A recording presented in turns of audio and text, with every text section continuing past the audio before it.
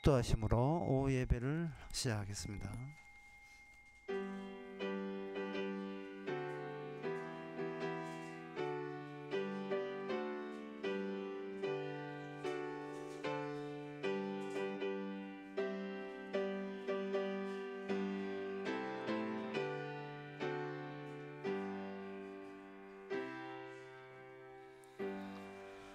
의인이 나를 칠지라도 은혜로 여기며 책망할지라도 머리에 기름같이 여겨서 내 머리가 이를 거절치 아니할지라. 하나님 아버지, 하나님의 말씀이 지적할 때에 거절치 않고 도리어 은혜로 여길 수 있는 저희들 되게 하옵소서.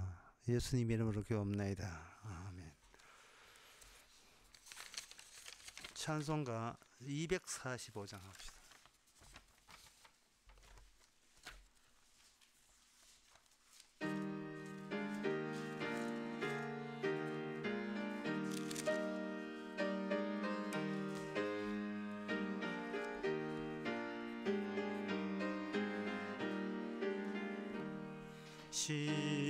시온성과 같은 교회 그의 영광 하나 없다. 허락하신 말씀대로 주가 친히 세웠다. 반석 위에 세운 교회 흔들 자가 누구랴. 모든 원수의 옷사도 아무 근심 없도다.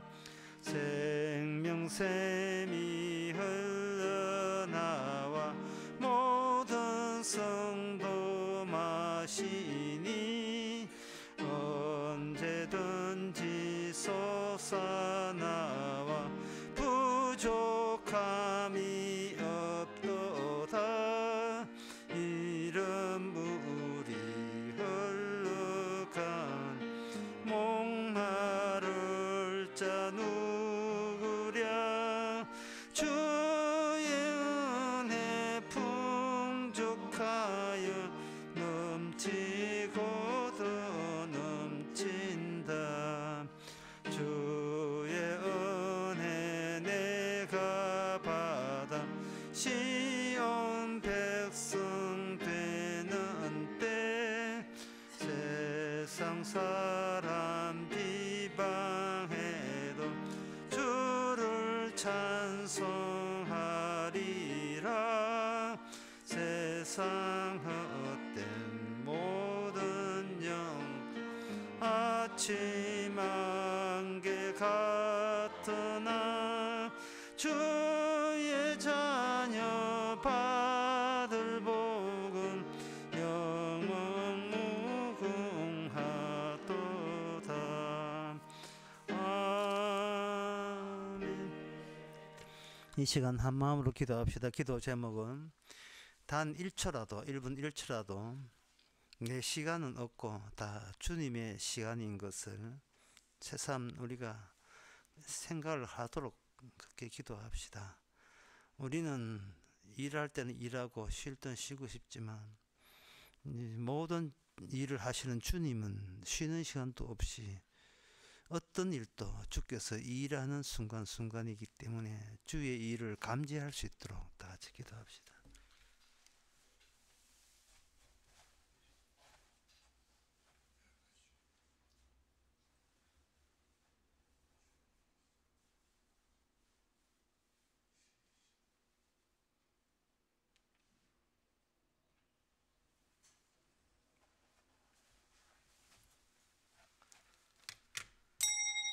하나님 아버지가 일하시니 나도 일한다.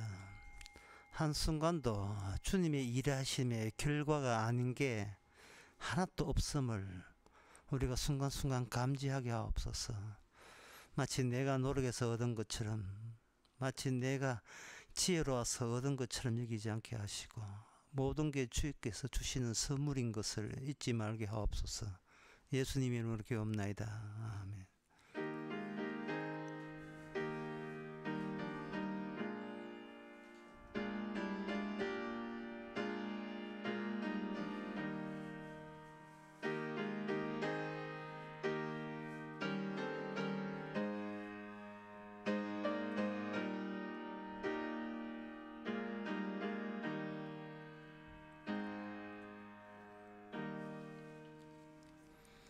하나님의 말씀은 예레미야 37장 11절에서 21절까지입니다. 상당히 길기 때문에 제가 빨리 읽어보겠습니다. 갈대인의 군대가 바로의 군대를 두려워하여 예루살렘에서 떠나매 예레미야가 베냐민 땅에서 백성 중에 분깃을 받으려고 예루살렘을 떠나 그리로 가려 하여 베냐민 문을 이른즉 하냐의 손자여 셀레마의 아들인 이리야라 이름하는 문지기의 두목이 선지자 예레미야를 붙잡아 가로되 너가 갈대인에게 항복하러 하는도다. 예레미야 가로되 망령되다 나는 갈대인에게 항복하러 하지 아니하노라. 이리야가 듣지 아니하고 예레미야를 잡아 방백들에게 끌어가매 방백들이 노하여 예레미야를 때려서 서기관 요나단의 집에 가두었으니 이는 그들이 이 집으로 옥을 삼았음이었더라. 예레미야가 토굴 옥 음실에 들어간 지 여러 날 만에 시드기야 왕이 보내어 그를 이끌어내고 왕궁에서 그에게 비밀이 물어 가로되 여호와께서 받은 말씀이 있느냐. 예레미야가 대답하여 있나이다. 또 가로되 왕이 바벨론 손에 붙임을 입으리라. 예레미야가 다시 시드기야 왕에게 이르되 내가 왕이겠냐 나의 신하에게냐 이 백성에게 무슨 죄를 범하였건데 나를 옥에 가두었나이까. 바벨론 왕이 와서 왕과 이 땅을 치지 아니하리라 예언한 왕의 선지자들이 이제 어디 있나이까. 내 주 왕이여 이제 청컨대 나를 들으시며 나의 탄원을 받으사 나를 서기관 요나단의 집에서 돌려보내지 마옵소서. 내가 거기서 죽을까 두려워하나이다. 이에 시드기야가 명하여 예레미야를 시대 뜰에 두고 떡 만드는 자의 거리에서 매일 떡 한 덩이씩 그에게 주게 하며 성중에서 떡이 다할 때까지 이르니라. 예레미야가 시대 뜰에 머무니라. 아멘. 상당히 긴데요. 예레미야가 그 하나님의 말씀을 전했습니다. 그런데 그 당시 사람들은 예레미야의 사견으로 여기는 거예요. 하나의 정치적 의견으로 들어가지고 다른 사람들은 전부 다 이 우리 민족의 해방과 구원을 위해서 하나님께 기도하는데 너는 오히려 반대로 망한 것이 뜻이라고 이렇게 해버리면 당신의 그 말로 인하여 우리 이스라엘의 결집력이 떨어진다. 그러니까 이걸 예레미야를 사람들이 미워하기 시작한 거예요. 공동체의 단결력을 예레미야가 훼손한다는 거예요. 그러면 예레미야가 하나님의 말씀을 전했으면 예레미야를 잡아 거둔다고 해서 말씀이 취소될 일은 없을 게 아니겠습니까? 목격자가 어떤 사건을 목격해서 그대로 이야기한다고 해서 목격한 사건 자체가 없어지지는 않습니다. 예레미야도 마찬가지예요. 자꾸 이게 사람의 견해처럼 그렇게 생각을 해서 이들이 어리석게도 예레미야를 집어넣었어요. 옥에 가두었습니다. 하나님을 옥에다가 못 집어넣는 거예요. 뭘 나중에는 신약에 오면 하나님도 옥에다가 집어넣어요. 사람들이 예수님을 옥에다가 가두잖아요. 그리고 죽이죠. 사람이 하나님을 죽일 수 있다. 참 그 신기한 일이죠. 생명과 목숨을 주신 하나님 창조주인데 창조주가 죽어버리면 그러면 자기는 어디서 창조된 겁니까? 자기 손에 죽인 창조자에 의해서 본인이 창조되었다고 한다면 그러면 자기도 죽을 존재이라는 것을 고백하게 되지요. 그래서 사람들은 예수님은 엉터리다는 쪽으로 이렇게 정리가 돼줘야 하나님이 나를 만들었고 당신은 하나님이 아니라고 그렇게 생각하고 싶은 겁니다. 왜 그렇게 생각을 하고 싶어 하느냐? 그것은 이스라엘을 포기를 못하기 때문에 그렇습니다. 이스라엘 포기하면 이스라엘 죽는다고 생각하는 거예요. 예레미야에게 나타난 하나님 뜻은 뭐냐? 이스라엘을 포기하라. 그러면 이스라엘이다. 이렇습니다. 이걸 개인적으로 적용하면 이렇습니다. 하나님은 나를 살려주면 내가 살겠습니다. 이게 우리 뜻이고, 하나님은 너를 떠나라 그러면 네가 살리라, 그렇게 돼요. 그럼 우리는 뭐 나를 떠날 필요가 없는 게, 내게 주어진 것은 다 주의 것이기 때문에 이거는 마땅히 떠나야죠. 남의 것을 내 거라고 할 수 없지 않습니까? 내 것도 아닌데 내 거라고 우기는 것은 오히려 하나님의 것에 대해서 내가 회방질하는 것이 되는 거예요. 이게 이러한 예레미야의 생각이라든지 하나님의 생각이 인간에게는 참으로 기이하기 짝이 없는 생각입니다. 그 생각이 시편 119편 130절에 이런 말씀 나옵니다. 주의 말씀을 열무로 우둔한 자께 비추어 깨닫게 하나이다. 여기 129절을 주의 증거가 기이함으로 내 영혼이 이를 지키나이다.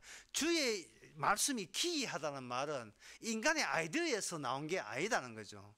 인간의 아이디어는, 모든 아이디어는 나를 변명하고 나를 지키고 나를 정당화시키는 데서 말을 내뱉고 그것을 나의 자랑거리로 회수를 하게 되어 있거든요. 근데 말씀은 뭐냐 하면은 그런 너를 너에게서 떼내라 또는 떠나라, 네, 그렇게 하는 겁니다.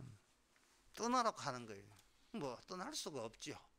인간은 자체적으로 이미 고장났기 때문에, 연세 많은 분들이 자기 고집을 버리던가요? 아니죠. 떠나지를 못합니다. 자녀분들이 상당히 힘이 쓰입니다. 그러면 이 오늘 설교에서 떠나는 방법을 주께서 어떻게 사용하느냐를, 그것을 알면 되겠죠. 우리 힘으로는 못 떠나는데 떠나는 방법이 있어요. 그 떠나는 방법이 우선 신약에 하나 말씀드리고 그다음에 구약 말씀드리고 하겠습니다. 신약에 요한복음 4장 17절을 보면 이런 말씀 나옵니다.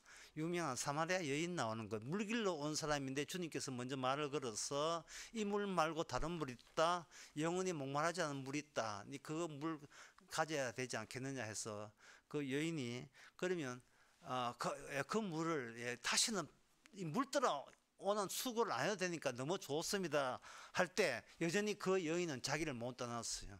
물이 없으면 나는 죽는다. 근데 이 물은 목마르지 않은 물을 줬다. 세상에 이런 행제가 있느냐, 이 물을 가져야 되겠습니다 라고 했으면 인간들이 기이하지 않아요.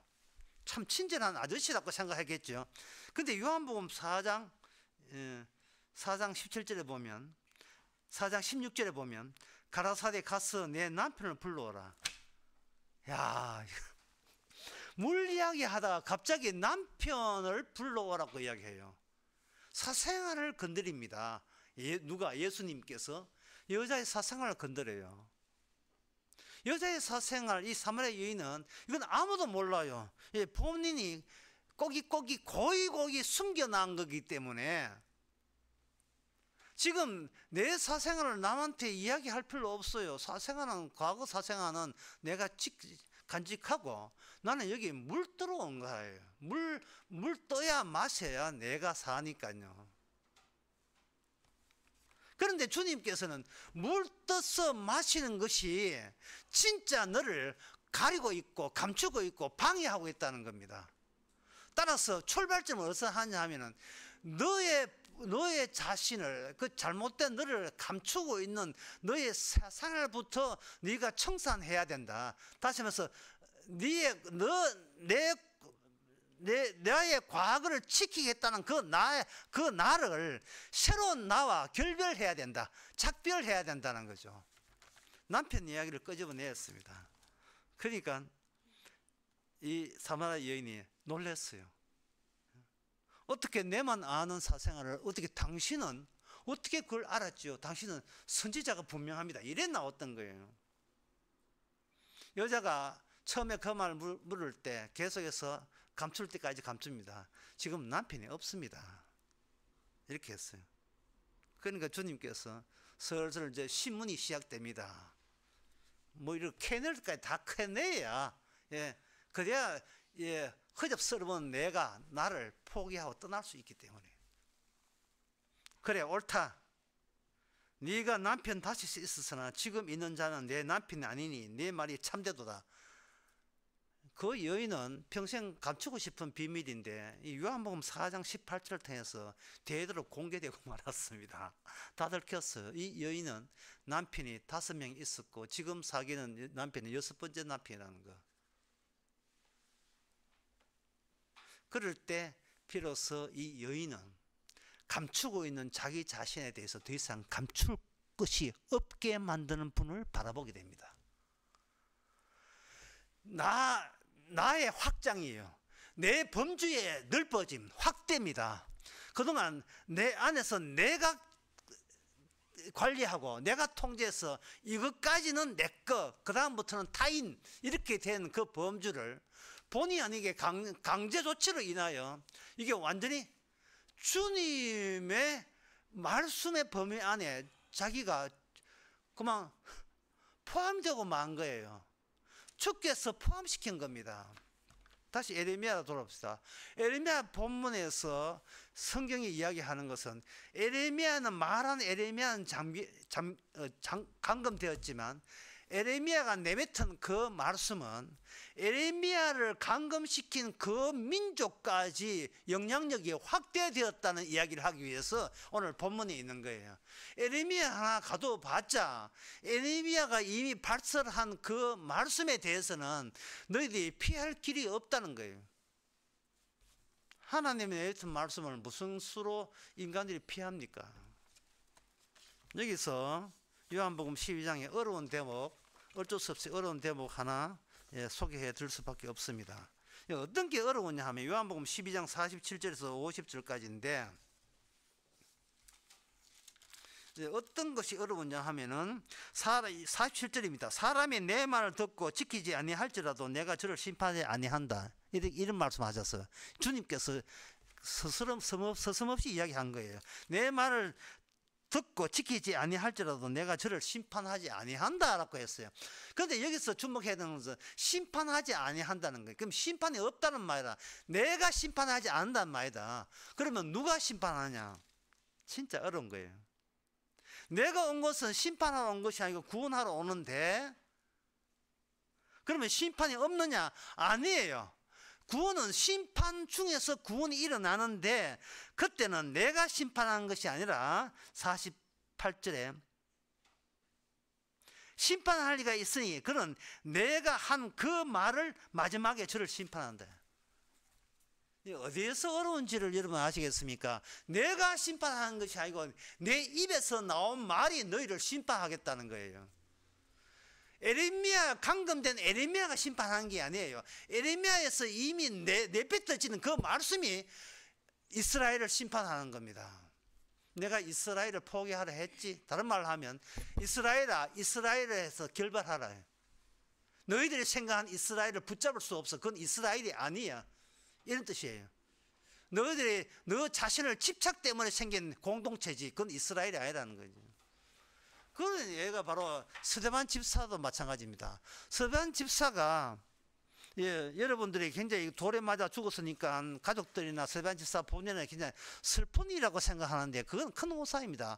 스데반 집사가 돌에 맞으면서 기뻐하지 않을 수밖에 없었고 그 기쁨이 저들을 알지 못합니다. 저들을 용서하라고 기꺼이 용서가 나왔던 이유는 스데반 집사가 자기 하는 일에 큰 성공을 보았다고 자부하기 때문에 그렇습니다. 그거는 뭐냐?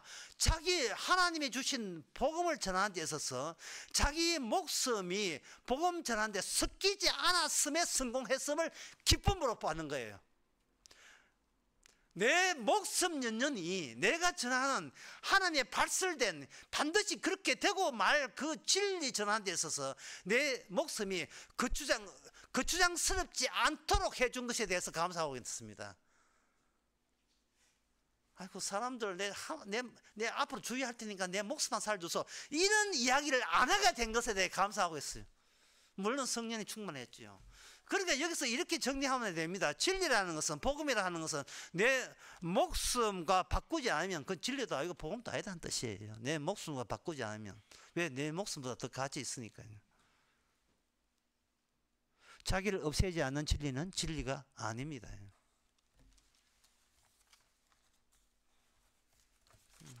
한 가지 예를 들면 지금 성경에서 하는 이야기가 이 인간 세계에서 얼마나 차이 나는 내용의 말씀인지를 알 수 있을 겁니다. 프리스테이트라는 영화가 있는데, 이 영화는 미국에서 남북전쟁 1864년도에서 65년도까지 일어난 그 내용인데, 흑인들이 남부의 면화 농장에서 학대받고 피박받고 나중에 힘 빠지면 죽여버리죠. 그 정도로 짐승밭도 못한 취급을 받는 그들이 북쪽에 링컨 대통령이 나서서 노예를 해방한다는 소식을 듣고, 북쪽 연방에서 해방 선언을 듣고 그들은 드디어 해방했습니다. 해방해서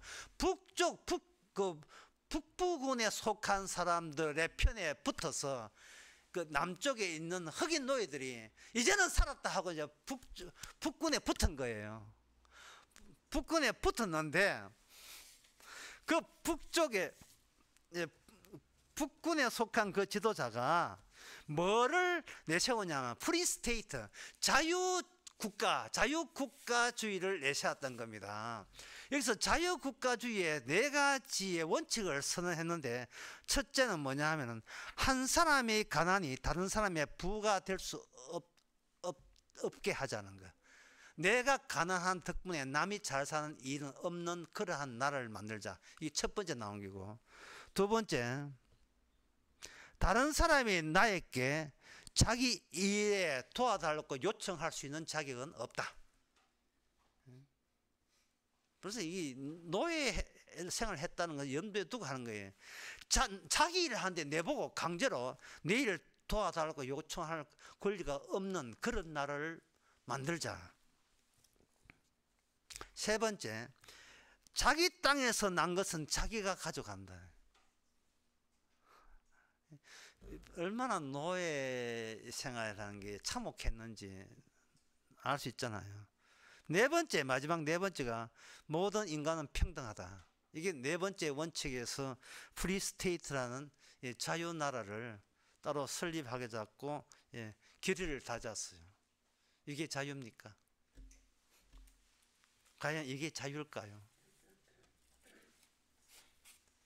그 나왔던 흑인들이 처음에는 굉장히 혹했습니다. 그런데 그들은 뭘 알았냐 하면 이 중요한 사실을 알았어요. 이렇게 자기를 표현합니다. 우리는 자유가 없는 자유입니다. 자유가 없는 자유입니다는 게 뭐 뜻인가 보니까, 목화받다는 그 기능 있잖아요. 그 기능만 알고 탈출을 한 거예요. 자유다 하고 나온 거예요. 나왔는데 서준 사람이 있어야죠. 그걸 모르죠. 그걸 모르니까 숫자도 모르죠. 국어 안 되면 사회 안 되고 과학 안 되고 아무것도 안 되고 하여튼 인간 세상에는요, 모르면 쓸모짝이 없어요. 이게 천국과 달라요. 무식하면 아무도 서주를 안 해요. 서주를 안 하니까 밥값이라도 수입이 전혀 없는 거예요. 그래서 자기를 그렇게 지적합니다.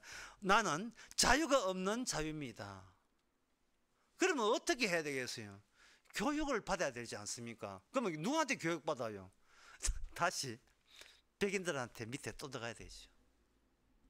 백인들한테 들어가야 되죠. 인간 세계의 자유라 하는 것은 내가 자유라고 외친다고 자유가 아니고, 남이 그 인간을 쓸만한, 이용할 만한 가치를 품고 있을 때 그게 되는 거예요. 편의점 취직했다고 다 되는 게 아니고 아무것도 모르면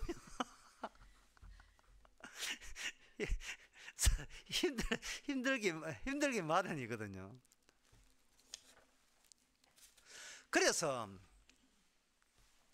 주님께서 어떻게 하느냐 하면은, 나 말을 안 지키고 안 믿어도 내가 너희를 심판하지 않겠다.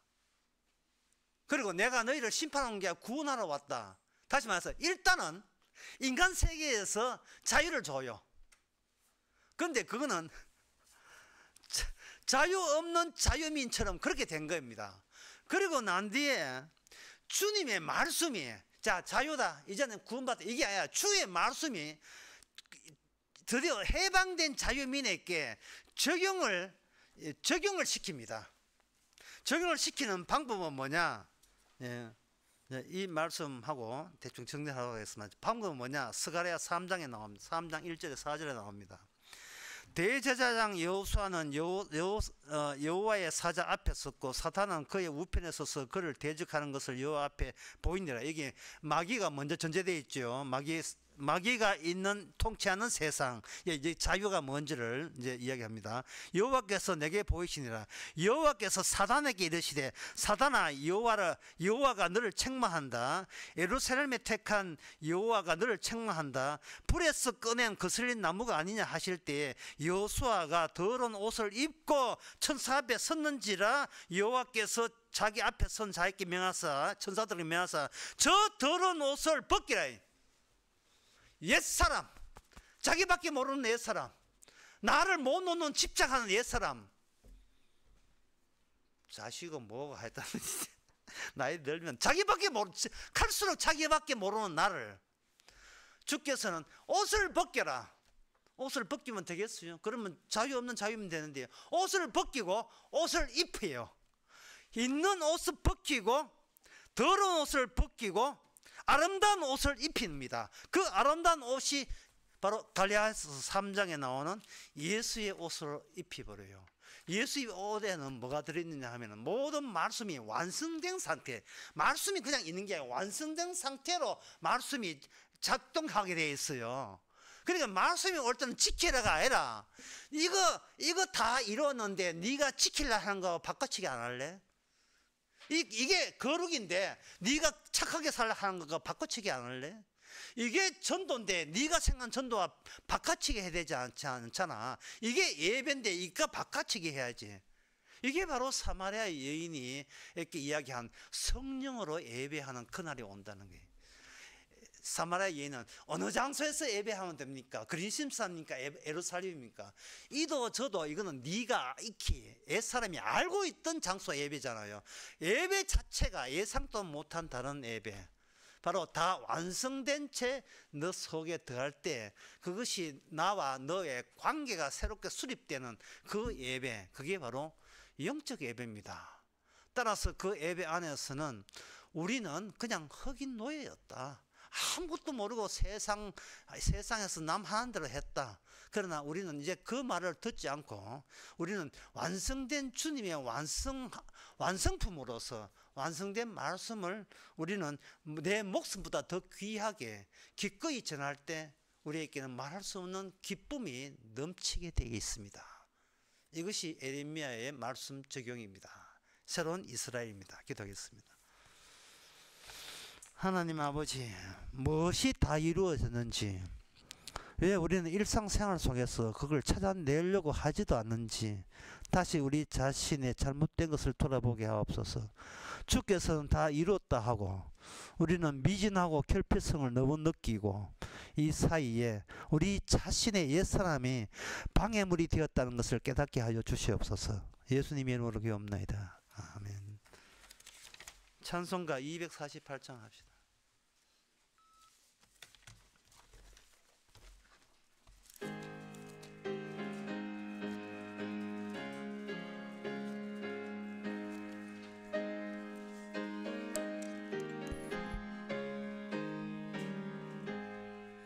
시온의 영광이 빛나는 아침, 어둡던 이 땅이 밝아오네.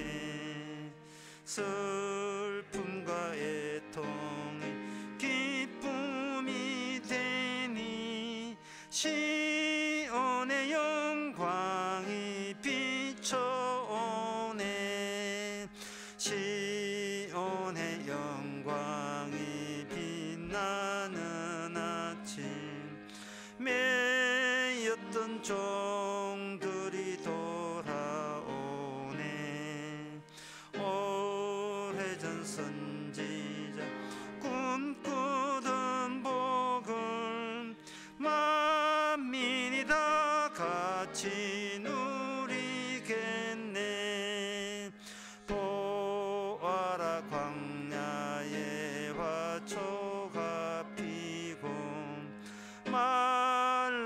시냇물 흘러오네.